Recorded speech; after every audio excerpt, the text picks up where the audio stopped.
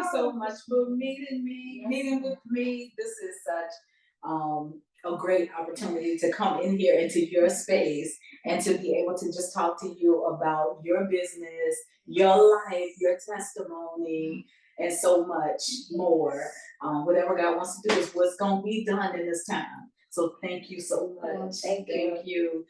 So my name is Tashana Pritchett. I am the founder and the executive director of the Beautiful Lady Exploration Center. We are the ABLE Center, and we are here as a resource and support for the everyday working woman, the able woman, a woman who is on a journey of becoming better mothers, daughters, sisters, wives, neighbors, and friends. And in this time, we are starting a podcast series. We will be doing many podcast series, but the one that we are on now is called Faith Over 40. And I am so very, very excited about this series.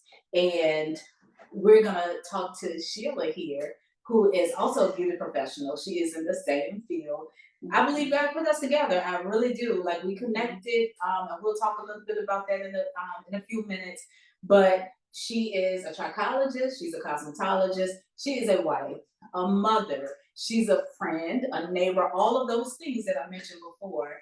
And I asked her if I could interview her, and she said yes. And so I'm so grateful to have her here. I don't know all of her story, but we're gonna find out some stuff today. I know a little bit, but it was just enough for me to just say yes. I want you in the chair. I want you to do this interview. So I'm so grateful to have you here, Sheila. She has a heart for women. She has a heart for families. She has a heart for people, period. But we're going to hear more from her. So Sheila, tell us a little bit about yourself. Well, my name is Sheila Ivey, and I am the founder and CEO of SI Beauty Spa, doing business at One Touch Above, where I believe that God had given me that gift to inspire, to motivate, and to encourage women to be able to be the best version of themselves, no matter what the challenges in life has been. So good, so good. So one of the leading questions that I have asked for many of my past interviews is because we're so busy, like as women in general, we are busy and we just take on things because in our nature, we're caregivers. So as a mom, how do you feel like were you able to maintain and manage being a mom? And a business owner and all of this. And all of this. Well, let me start by saying I just thank God because myself and my husband, we had 7 kids. And in the 7, my sister always was one of my kids as well. So we would say 8. Beautiful. And it's a blended family. Okay. But the main thing that we knew was to keep God first, and that we always kept the lines of communication open. And, no matter how hard it got, we always believed that we could get through it. And we always stayed tight-knit because we was, 2 kids that didn't have a father. So we learned how to maneuver through the strength of our mothers. And they were really strong women. And my mom is 75 and his mom is 90 today. Oh, wow. So, yeah. Beautiful. Yeah. So taking care of family, and then you have moms. Like, what was it like to be a wife with a? I mean, okay. So let me backtrack just a little bit. I'm a wife as well, and I never met my mother-in-law because my mother-in-law passed before I married my husband. So I never had that experience.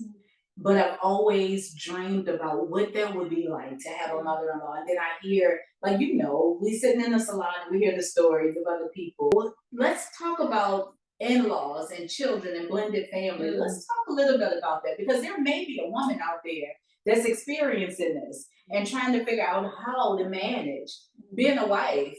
How do you manage that? Well, one of the things I do is I always try to look back at how my mother maneuvered through life, being a strong woman. She had took care of her mom. So when she took care of her mom, I watched my mom mom take care of her mom. Okay. So, we're in a lot of mass of caretaking. It was very, very challenging. Because for myself, you forget a lot about yourself. And when you forget about yourself, you always, you never know who you really are until you can remove the distractions. And not saying mother-in-laws are a distraction, but this woman poured into my life and the one is the hardest challenges in my life. She took me in as a daughter. She loved me. She nurtured me through all our challenges that we had with 7 kids. But the one thing I remember her showing me was how to be a woman. And she taught me how to cook because she let me live with her. Oh wow. Yeah. That's beautiful. I was 23 years old when I met her. And I was going through some really hard times and she just nurtured me. She didn't one thing about Miss Emma, she never ever criticized me. She always encouraged me that I could do better. And until I started believing it, that's when it started happening. So yeah, she poured into me. That's beautiful. Yeah. That is beautiful. So what about your mom? So my mom was one of those moms that took care of everybody. Okay. That when she was growing up. But once again, she was distracted with a lot of issues in life. So losing my dad when I was 11, and there was 3 siblings, so myself and 2 others. My mom had a hard time financially, so she had to got. If you really think about it, it was hard to like nurture children as a single mom. She didn't have the finances. It was very, very hard because we grew up poor, and today we value what poor is. Poor is just the strength of God, it's not being rich. It was, it gave us what we needed to have a strong foundation where we want to go. So yeah, I love that. I love that. I love like I don't know if y'all can tell, but like immediately when I first met Sheila, I could tell she was a woman of faith. Like sometimes you ain't gotta say it, you can see it and you can feel it. Just in conversation, period. You just know. And it's beautiful because that's how we get through life. And before Christ, life is not the same. Before I go into that, we're talking about moms. And one of the things that I'm just so grateful to be a mom. But I remember my daughter, my oldest daughter, apologizing to me and my husband after college. Like she graduated from college, went through, got a master's and everything. It was like she had an aha moment and she realized like, man, life was hard. And I need to apologize for some things. And it was funny, like we laughed, but we actually take it very, very seriously now because we think about it. It's like, we made it through by the grace of God. Like time was not always easy, and I have a lot of conversations with my mom now. And one thing that I definitely realized, especially after having a conversation with my daughter, and now, growing through things in life and growing in God, I realized you can't teach somebody something you don't know. So sometimes it's blind leading the blind. So if you don't have the right people in your life, like the Bible says that, there's safety in a multitude of counselors. Like we have to be able to trust other people in our lives to be able to help us as we grow through life. But number one, we should be dependent on God. And even sometimes we don't always depend on God the way that we need to. We know who He is and we know where we should go, but do we always know how to get there? So leading into being a great mom and being a great daughter, because at that point you're a daughter to 2 moms. So before this, before Christ, before understanding, throughout some of the transitions and things, let's talk about life before Christ. It was tough. Were you a mom before Christ? Yes. You were a mom before Christ. So let me talk a little bit about that, because there's a mom out there that has not yet accepted Christ. Yes. So let's talk about it. Well, let me tell you this. I actually grew up with pastors, because my grandmother had 10 kids on both sides. So one of the things, I rebelled a lot when I was a kid. I loved to be rebellious when I was a kid. You couldn't tell me nothing. And the reason why was because I was one of those kids who was looking for attention but did not understand how to ask for it without getting punished. So I was very outspoken when I was a kid. And before Christ came into my life, I thought that was normal, but till I started bumping my head real early, of rebellion, from a little kid all the way up, because disobedience will get you in some hardship. Come on. And that's just, have been my story for years. And I was pregnant at 14, once again, disobedience, and that just kept showing me which route I was going to take. So before Christ, my life was hard. It was very hard because I wouldn't yield. I would not let nobody guide me, even though my parents was there, but, for some reason it was not a connection the way that I needed. And it's because when God got his hand on you, you're going to go through some tests. And and you're already who he created you to be before you get here. So whether you're in rebellion or you in Christianity, whatever what your choice is, you still got to surrender. Yeah. And so I tell this for any mom that's out there who don't know Christ, you really want to get to know him. You got to just open yourself up to understand who Christ is. And Christ, he came to redeem us, And I'm a true witness. I'm an example of what redemption looks like. I can't tell nobody nothing unless I've been through it. And being 14 and having a baby at 15, you don't know a whole lot about no Christ. You're trying to figure out how to push this baby out. How did this happen? Okay, how did this happen? Right. Because I was curious. I wanted what I wanted early. I was just seeking love. Yeah. Because things was abstinence in my life. And when you looking for love in the wrong places, you're going to find it. You're going to find it. And you are never going to get it until you get the right love. Yeah. And that's God himself. So, yeah. Amen. So at what age did you find Christ? I was 12. Okay. I found him. But I didn't let them come completely in. Okay. People was planting seeds when I was little. Yeah. And I was like, get spooked. Because I was afraid of how they portrayed it as a kid. I couldn't understand why something that loved me so much, as you say, why would hurt me in the world? That's right. And they explained to me young, it's because of sin. I didn't know sin was rebellion. And when you rebel, that's when the consequences come. So the knowledge and the understanding wasn't there as a young child. So I ran from him. I was like, I can't be with him, because I thought the devil had more power. But God showed me through my life he had all power. Yeah. That's beautiful. That's good. Yeah. So when you think about, so having your first child at 15 years old. Yes. Like I'm thinking about 15 years old. Like I know people. Like you ain't the only one. You're not the only one, because I know people that has had children that young. But as far as you, like, what did you do? How did you make it? How were you a mom at 15? I wasn't. Okay. I couldn't be. And I'm going to tell you why. Because for one, I didn't want to accept that I had made a decision. Sneaking out here with older guys really young, because I wanted that attention. Didn't know I was looking for that father that I had lost. Did not know that. Didn't have any other male figures that was a role model that I looked up to. So I started looking at older men.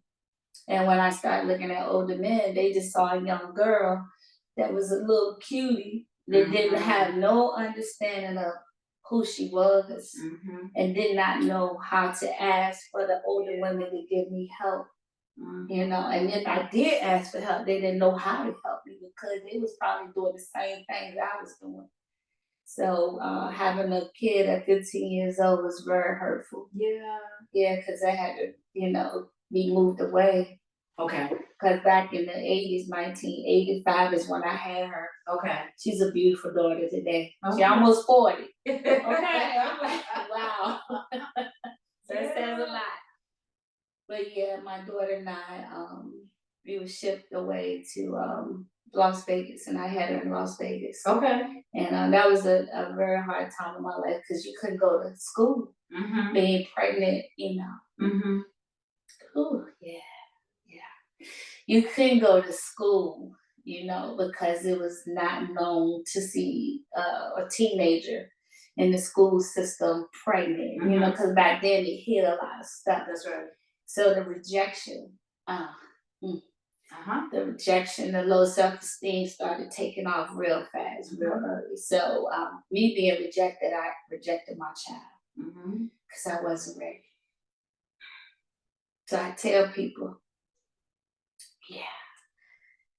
communicate, tell people where you are, because when you're not ready and you're rebelling, you got to go through. Yeah. That's how faith has kept me to go through. It was hard. Yeah. So. Okay, so thank you for sharing. Thank you for being open to sharing. Now, I know back then it wasn't as accepted, but rejection is rejection, whether it was back then or now. Doesn't even matter. Rejection is rejection, and it hurts. At whatever age, rejection hurts. Yeah. We come to a place of learning how to handle certain types of rejection, but there's levels of rejection that some people have a hard time, dealing with and really coming to grips with and really understanding. You rejected, with you being rejected, you ended up rejecting your daughter. Yes. Do you remember when you gained understanding of rejection and how you were able to turn that thing around? When I came to Richmond. Okay. I was 20, I say about 21. And I say about 24, actually, when I ended up being in a program for women. Okay. And it was called it's called CPA, Center for Prenatal Addiction. And that's when the Lord really met me there. Okay. Because I was willing. That place of rebellion was out the door. Yeah. Like I ain't have a choice. It was just life, live or die, know. So live or die. So when I met up with that, that's when I started finding courage and strength, because it came from women sitting around me just like me, with the same issues, same concerns. And when I started seeing that I was more, but it took a community. That word right there, community. Yeah. It took a community of women to pour into each other through our flaws, our shortcomings, our misunderstanding, to realize that we were more than conquerors. Yeah. And that since that year, 1994, I've learned how to be more than a conqueror. Yeah. That's beautiful. 30 years later. Yeah. That's beautiful. So for those who are listening, just from listening to Sheila, just a short amount of time, what I'm taking away is, your faith in God, but also your faith in community, and really allowing community to help you heal. My pastor says all the time, you heal in community. You can't run from community. You have to heal in community. There's times when you may have to come away from a certain community so that you can heal, and then you can go back. Or you may have to, sometimes, God don't want you in certain spaces. We got to understand that He's the head. He's the one that's leading our lives. And we are created for Him and for His glory. So if we're not making decisions based on God's will, then we're going to keep on bumping our head. We're going to keep on bumping our head. We're going to keep on trying to force things that's not supposed to be. But we live for God, and we heal in community. And we allow God to lead us in all ways. So that's beautiful, Sheila. Thank you so much for sharing. So you were in all of this, and I'm skipping and jumping all over the place, but I want to get to business, and we're going to talk about products and all of this stuff too. But you're a mom of how many kids? 7. And it's all blended. But it's all blended. Myself, I birthed two without him. So the other two is ours, which is Okay. a Gangland charity. And my first two is Nakia and Jasmine. Okay. And then there's Trayvon, Tyreek, and Jaquasia. So So beautiful. yeah. So and then beautiful. Tamika, my sister, number 8. That's right, your sister. And your sister is how many years apart from you? We're 13 years apart. 13 years apart. Yes. You helped raise, she helped raise her sister, y'all. Yeah, Beautiful. And she's on my hips day to day. I love it. So, and your oldest daughter, she's the one that moved away, right? No, she lives down the street. Oh, does she? Okay. So we have 4 grandkids now. Oh, beautiful. Yeah, we have 4 grandkids. Nice, big, beautiful family. I love it. I love it. How's your relationship with your oldest now? It's getting a whole lot better. Okay. We still working out the kinks Okay. over the years because, when you're a single mom, and you're a teen mom, and I have to say this to somebody, when you're a teen mom, single mom, you have to be open to how to communicate with your kids. In these era times back then is not the same as they are now. But if you keep those lines of communication open and don't get too busy, one of the things I kept doing was staying busy, becoming a teen mom because I had to try to get an education. I had to try to get a job. All these responsibilities that out of rebellion made me grow up really fast. So I tell you this, listen to your kids, wait for those people who want to be a teen mom. Don't do it too early because you're not ready. The word says save yourself, keep yourself. Because you don't want no blended family. You want one husband. You want to save yourself because you don't know what's coming with that.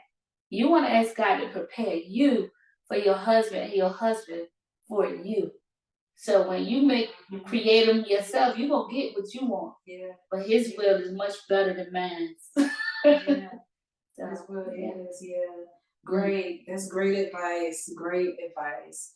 And then for those who have already done it, it's not too late. It's never too late. It's never too late. Like, we're going to get into this testimony. I'm excited. We're going to talk about redemption. We're going to talk about how she came about all of that. Like, we can talk about now her relationship with her oldest daughter. And that's beautiful. And you have grandkids and all this, like, that's beautiful. Yes. Grandkids are amazing. Yes. Like, my oldest one is 11, and that girl's so bossy, but I love her to pieces. Like, she said she want an iPad for Christmas. I'm like, God. Yes, really that's iPad. But, like, they just bring so much life to us. They do. They so as a mom, as a grandma, and business owner, wife, all of this stuff, and you're not just a business owner. Like, you are a trichologist and you're helping women with hair loss. Yes. And you're going into the schools and you're teaching others how to do this thing. Yes. Like, let's talk about not just you healing, walking through your healing journey and becoming the best that you can be in God.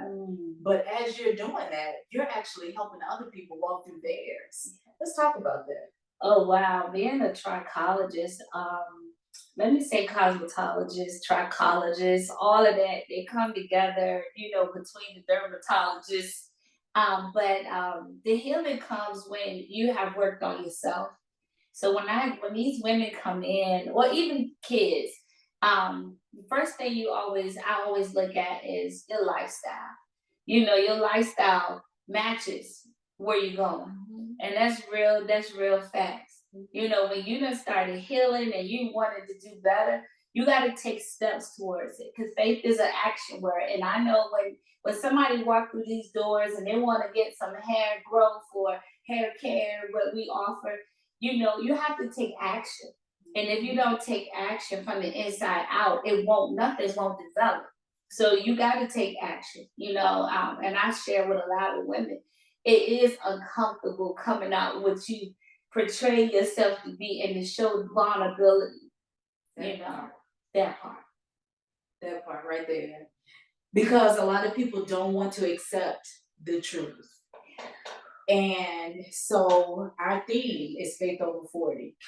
So a lot of times when we talk about hair loss, like there's people under 40 with hair loss too. Don't get it twisted. Like there's a lot of people under 40 with hair loss. But let's talk about this hair loss that comes from, well, it comes from many different things. But life, even the experiences that we've already been talking about, will cause hair loss. And sometimes we don't want to accept the fact that we need to change our lifestyle. There's some things in life that we can change, and your hair will actually change. Because sometimes it's not as damaged as we think it is. And so, you know, we're two professionals who has been trained in cosmetology and trichology. And we've seen the people sit in our chairs.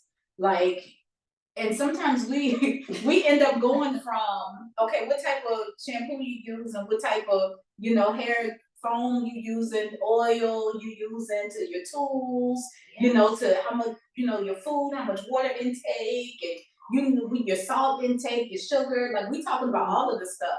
But then it gets to a point when you find a believer like us. We're like,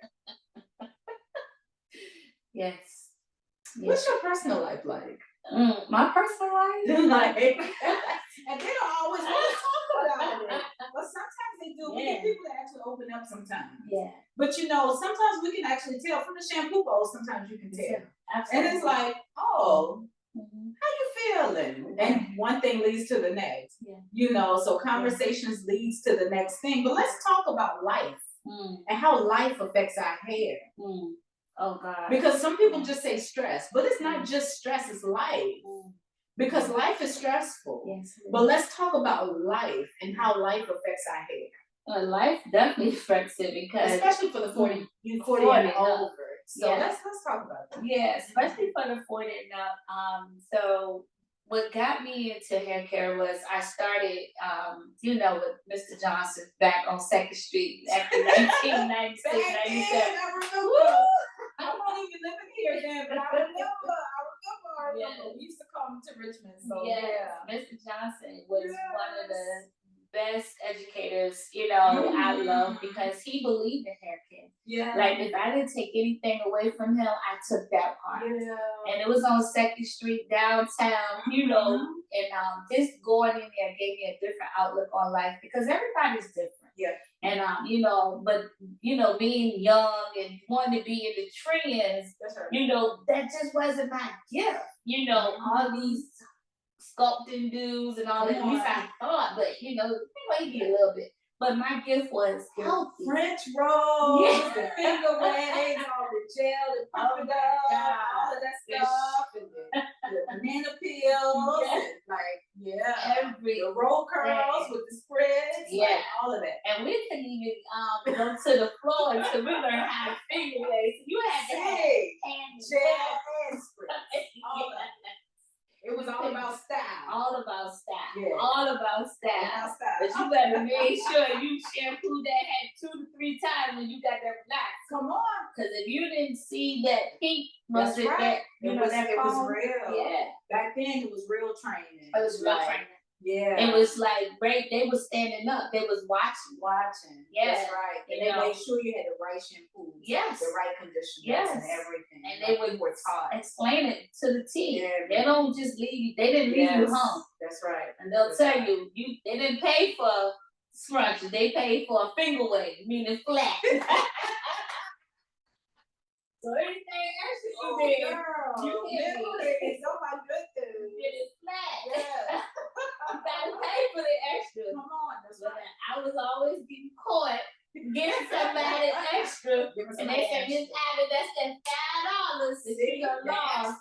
And I still do it. They taught us how to make money. Yes, they taught us how to make money. Yeah. Somewhere down the line, we lost some things, but we're gonna talk about that another time. This is good. This is so good.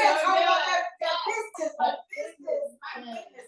We're gonna get a group of hairstylists, and we won't tell all of our secrets for 2025, but we're gonna get a group of hairstylists and do a panel. We're gonna do a roundtable discussion, and we're gonna bring back some of that. Because I think what is missing a lot of times is that old school teaching, that old school education. And personal development is probably number one. You know, I think a lot of times the mindset of our students going into the school, you know, they already think they got it because YouTube has kind of taken over, and so many other things has taken over. They think they can use whatever products they want to use, and things like that. But that level of education that we're talking about right now, some of that is missing. But I think it's because of the mindset of the children. So the teachers are having a hard time even getting through to the children because of that. But we ain't here to talk about that. Yeah. It's all good. It's coming. But we're gonna talk about these ladies who are wearing weaves and wigs and braids, and they're choosing to camouflage rather than fix. Right. Which is sometimes what we do in life. We choose to camouflage rather than fix. Well, I just got to say this. When they created that, it was not forever. It was just created for a temporary moment. And this is all my own hair. And I'm almost 55 years old in 6 months. And I'm going to tell you, ladies, they kept telling me your hair not going to grow because you're older now. Cells rejuvenate. If you change your lifestyle, first of all, you got to seek ye first the kingdom. I got to put it back on God. And then you got to start changing your mindset. You got to look at how you see yourself. If you see yourself as a queen, it doesn't matter if that had all the way to the floor or shaved off. If you know who you are and you build your confidence and your beauty from the inside, you can have on a trash bag and still look good. Okay? That's right. The thing is, you got to start somewhere. And the longer you wait, the harder it becomes. And it gets more pricey the longer you wait. You know, and we're dealing with environmental change. So that means you got to change products, you got to change your water, you got to change how you eat, how you drink. Okay? And you got to exercise, people. You got to move that body around and get that blood flowing. You got to get that blood. If we don't get that blood flowing, that's right. You know, being a hairstylist right at 30 years. Yeah. You know, I ate poor. I didn't eat healthy. I was always eating on the run, not resting. Gotta get your proper rest. That's right. You gotta shut the noise down. You gotta have meditation time. You gotta alleviate a lot of things on your plate. You know, and then you gotta get a good trichologist, hairstylist, who know what they know. Stop looking for people who can style and look at somebody who's gonna take care of your hair so you can get a style. Because you don't have no hair, and you got to go pay extra money for that extension and to service that extension. And there's nothing wrong with it. I say go for it. But it is not here to stay. You know, take it off. Be your best version of yourself. Take it off, ladies. It can grow. I had menopause and COVID hit me all at the same time. 2020 is when I decided something was going on. And COVID at the same time. And they couldn't figure out what it was. And I had all the brands, products in here. Nothing was working. Nothing ain't gonna work if you don't get a full consultation what's wrong from the inside out. That's right. You know, we're not doctors, but we are the ones that you come to and we see it first. And us as hairstylists, we got to stop pretending it ain't happening in this house. We see it. We watch it. We don't say nothing. But your door will stay revolving with clients constantly if you stay with integrity.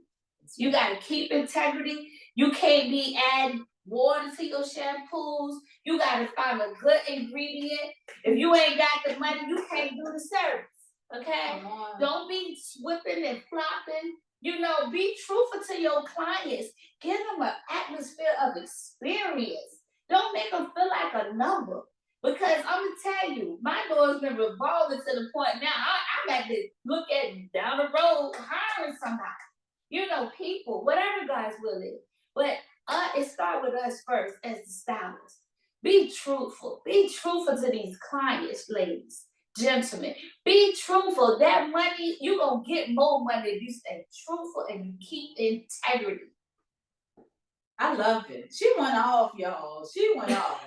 So we went from talking to the client to talking to the stylist. This girl got a word.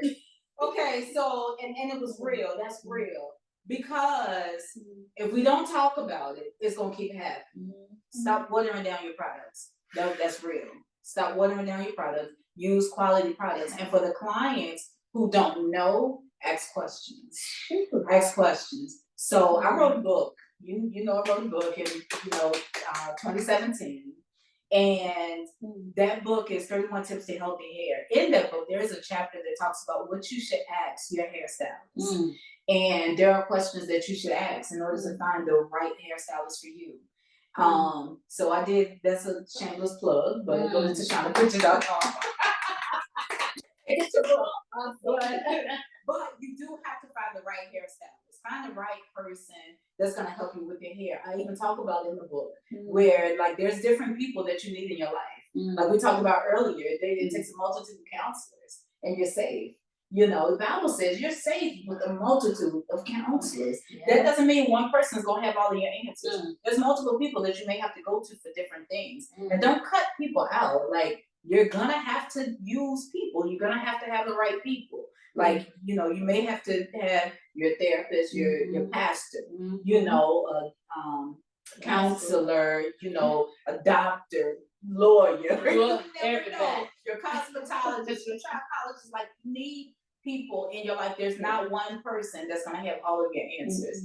But when it comes to your hair, like you gotta know when to go to a dermatologist. You gotta know when to go to a trichologist. You have to know when to go to a cosmetologist. Our prayer is that you will find you a cosmetologist for consistency. And that's a regular maintenance. Add us to your monthly bill, please. Yeah. Put it in the budget. Put us in your budget. Like, it's maintenance. Yes. It's maintenance. Just like life maintenance is hair care maintenance. Yes. But then when you see your trichologist, make sure that you're asking all of the right questions and make sure that everything is being done. And we're gonna get on when we have that round table, you're gonna be at the round table. So those hairstylists, when we have those conversations, that's the type of stuff we need to talk about for that. It really does need to be talked about because sometimes we miss it. Like I don't know what this new thing is with people not wanting to shampoo hair. Like what is this thing?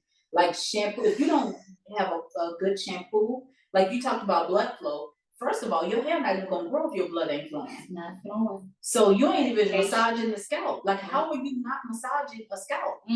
If you want hair to grow, you have to make sure that scalp is being massaged and the right pressure points. I mean, like there's things that's missing if you don't shampoo hair. And you expecting people to be at home shampooing their own hair, it's not gonna work. No. It's not gonna work. And that's good how you say it because scalp properties is important. Yeah. Because bacteria sits on that scalp. Come on. Those dirty brushes, those dirty combs, whatever she used before she got to you, you don't know if she relaxed it, put a color on it, you don't know. And we don't ask questions anymore. We just sit them in the chair and we don't ask no questions. What happened to consultation? A consultation is a part of the visit. Come on. Don't even do that. Yes. Put somebody in your chair and talk to them. Conversation, like the Able Center. We stand on able conversation. That's with every part of our lives. So we're becoming better mothers, daughters, sisters, wives, neighbors, and friends. But conversation is how it happens. It's conversation. Wow. So for hair care, for parenting, for being a wife, Lord have mercy. A sister, a best friend, even being a daughter to God. Like you gotta have conversation. We have to talk. We have to talk and Thank you for listening in to our Able Conversations podcast with special guest Sheila Ivey from One Touch Above. Look out for part 2 coming soon. You may find out more information about us on our website at able-center.org. We are a nonprofit resource and support center where we support the everyday working woman on her journey of becoming better mothers, daughters, sisters, wives, neighbors, and friends.